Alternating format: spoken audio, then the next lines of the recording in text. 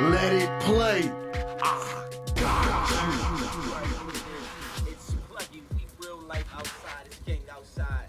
Pluggy Simmons, shout out to my guy, famous Frills, with the experience.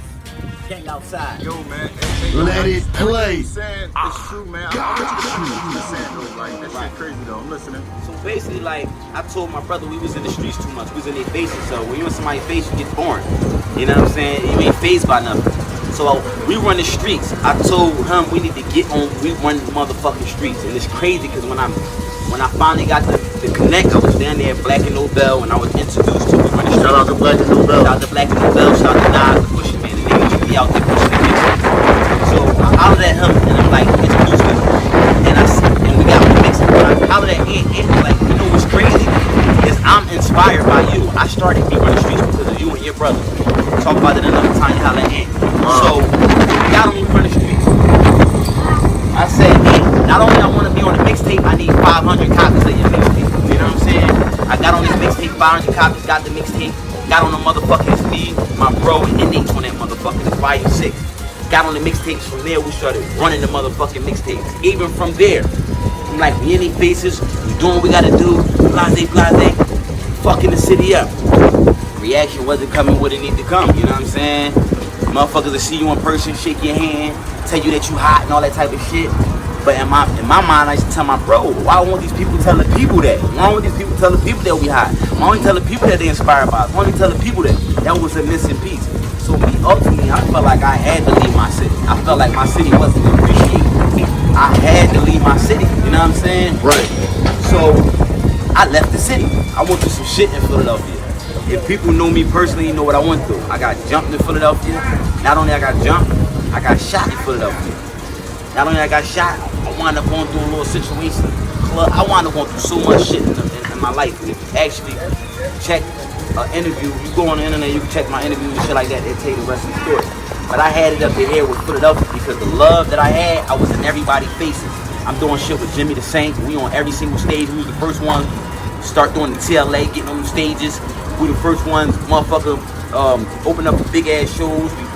We doing so much shit. We in Rough House. We doing every fucking thing. We on radios. We taking over the websites. All flaming hip hop 1987. But this fucking this shit that we was doing was making people hate us. You know what I'm saying? Our friends, like it was the rappers. Crazy. They started like talking shit about us, like man, starting beats that wasn't really there. You know what I'm saying? So that energy, I had to get that shit on my back. Even Jimmy created the energy with ICH. He made everybody hate ICH. So everybody that was part of ICH, we was hated for no reason. You feel me? So I had to get the fuck out of the city. And one of the main things I had to do was change my name. You know what I'm saying? I didn't want to change my name, but when I went to Atlanta, I didn't want to fuck my name up also, trying to build this new bridge. So when I went to Atlanta, I started promoting, I started managing, I started doing everything except for rapping. I said, I'm gonna start from the bottom. I'm gonna go to the bottom. Shit, the first thing I really did was got on the ice cream truck. I remember that. I remember. Hopped on the ice cream truck. And the reason why I hopped on the ice cream truck is because I went to Atlanta with like $500. And no friends, no family, no nothing. So I went to Atlanta, I'm like, how the fuck am I gonna be able to get around while I'm down here in Atlanta? I need to be mobile. I got a license, but I don't got no car. And I ain't got enough to buy a car either. So the ice cream truck gave me an ice cream truck and was like, go make you some money, go get lost. They just needed my license. Like, Black-owned business? Black-owned business. Right. They said, give me a license, took a copy of my license. They said, the only thing I can tell you to do is go get lost and be back here about 9:30. You want to make at least $300. You get $300, we get 30% of everything you make over $300. So basically that's like 99 to 100, it's like $105 a day. If I make $300, that's what they want at least. I get an ice cream truck, I get lost. Not only I get lost, my phone died and all that shit. But I come back, my phone died and it's a fucking Atlanta thunderstorm. So I'm lost. But not only I'm lost, I'm making fucking money. I made probably like $500 that day. Getting lost, selling ice cream. Next day I come out. I go out in the field and I meet Steve Harvey wife. I meet Claudia Jordan. Like I'm riding around in Buckhead in the ice cream truck. Bitch, stop me, yo. Pull up ice cream truck, give me 50 for ice cream. Claudia Jordan. I start seeing stars in the ice cream truck. I'm like, whoa, this is the key to the fucking, I'm up right now. But the main thing what happened was Mir Malik was down there. Mir Malik came down to Atlanta at the same time as me. I didn't even want to be known that I was in Atlanta. I was trying to rebuild on the underground. Mir Malik made it be known I was down in Atlanta, and he wound up like catching me in emotion on video in my ice cream truck, and he put it online, and people was going so crazy like up Philly, and I'm like, yo, this is fucking me up. They're like, yo, you a hustler. I've been down here this long, I ain't do this. You got this going on. Like niggas was saluting me from Philly, like, and I seen that energy, and I'm like, damn, they don't even dig it. Like I just made $500 a day off this shit right here. That if I did in Philadelphia, y'all wouldn't be fucking respecting me. Now AJ Spady riding around in an ice cream truck. That's a fact. I couldn't even get an ice cream truck in fucking Philly. Mr. Salty, motherfuckers wouldn't have been fucking with me in an ice cream truck. So I took that energy right there, and I'm like, yo, I could be whatever the fuck I want to be down here. If I'm the ice cream man, I could be this, I could be that. And that's when I started my rebuild. And Pluggy Simmons was birthed. Wow. Yo, that's a hell of a story though. Like, so what's up with the ice cream truck now? So when it came to the ice cream truck, man, I got down there early when it came to the ice cream truck. So about a month later, everybody in the fucking city riding around with ice cream trucks. Wow, yo. So I got hold on. I gotta stop you on that one. I mean, one thing I don't like, man, in hip hop, and I feel like hip hop is in everything. I don't care if you're doing ice cream, is what Right. we wear, whatever. Is the biting shit. Like, I remember, like, even with our radio show, like, Right. we were one of the first joints, but everybody can do it now because it's easy because you can do it from your phone, but it costs a lot of money. Come on, when you but something to rich you. yeah, but even like you might say, for instance, you using voltage, then everybody want to use voltage. Like same Right, shit man, with the ice cream everybody truck. That shit crazy, man. That's exactly what happened. Wow. Everybody with ice cream trucks. And niggas from Philly? Not from Philly, but they was from everywhere. You know what I'm saying? That's kind of a thing out there. Right. Ice cream. So this is how I fucked them up though. I come back on the truck with some water ice. I'm on the ice cream truck. I said, I got something for y'all. Y'all gonna get tired of this ice cream. I put 3 buckets of water ice in there. I hollered at my man Dolph. Dolph, he from down here. He down there doing water ice shit. I hollered at my man Dolph and I bought some buckets of water ice off of him. And I went and everybody I poured up on with the ice cream, I gave them a sample of the water ice. I come back the next day, everybody talking about, I want that shit you gave me yesterday. I want water ice. So that's when shit really turned up. I said, oh they never had water ice out here like that? And I'm going crazy. So I got the water ice. I linked up with my folks. He from Atlanta. His name's Tsunami. It's crazy because I've been fucking with him stuff in there. This is one of his packs right here. Everybody already know I'm fucking with niggas for. This one of the first niggas I linked with down there in Atlanta. Purple Turtle. Tsunami. I linked up with him. And it's crazy because if you've ever seen if you've ever seen what's the shit with fucking Denzel Washington? The cop? No, he was a drug dealer and shit. American gangster. Yeah. The water ice was my motherfucking blue magic. And he was the nigga that was taking my blue magic and was taking that shit and turning it to some other shit. Cutting it. That's how it was. Like we was going at it. This was my lifeline down there.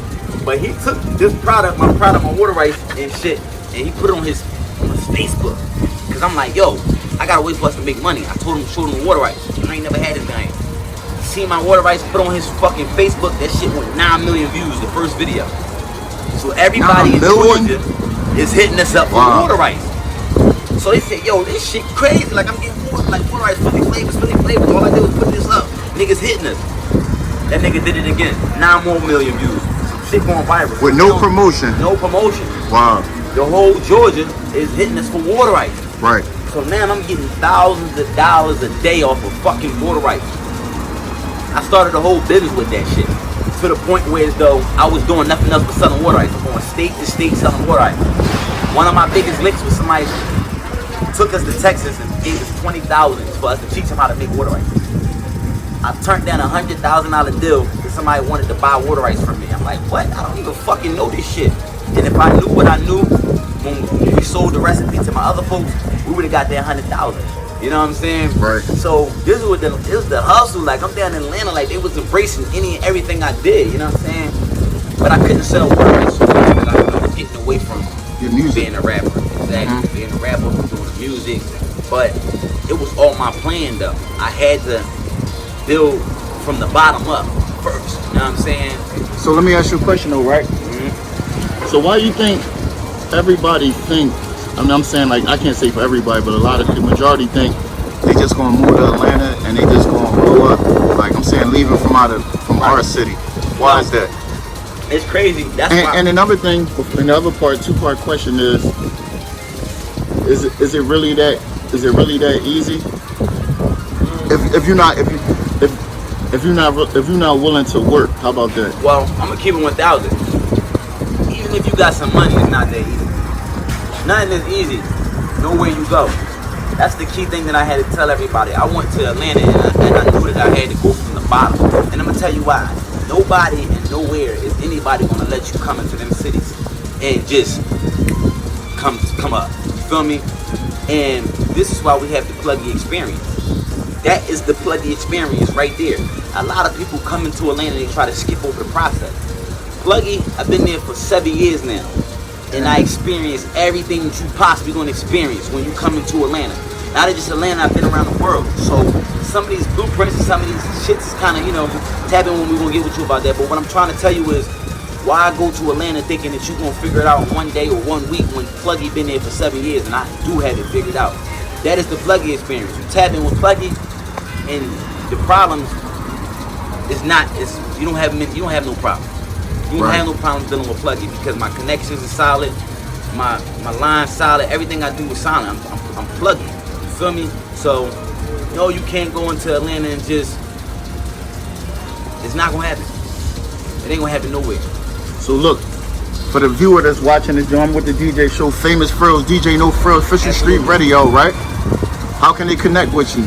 Hey, listen, man. You can type in itspluggy.com. You can type in the Pluggy experience. Anything that got something to do with Pluggy in it, it's gonna lock you in, master Pluggy. Whatever you type in, like this, say, go to share, you know what I'm saying? Say, take you to Pluggy Center. There's an address that's gonna take you to somewhere in Atlanta. It's gonna get you right to me. See, ask for Pluggy in the streets, nigga. That shit like Candyman. Say my name 3 times. And you gonna get connected, nigga. I'm telling you, it's the real life Pluggy experience. This shit real.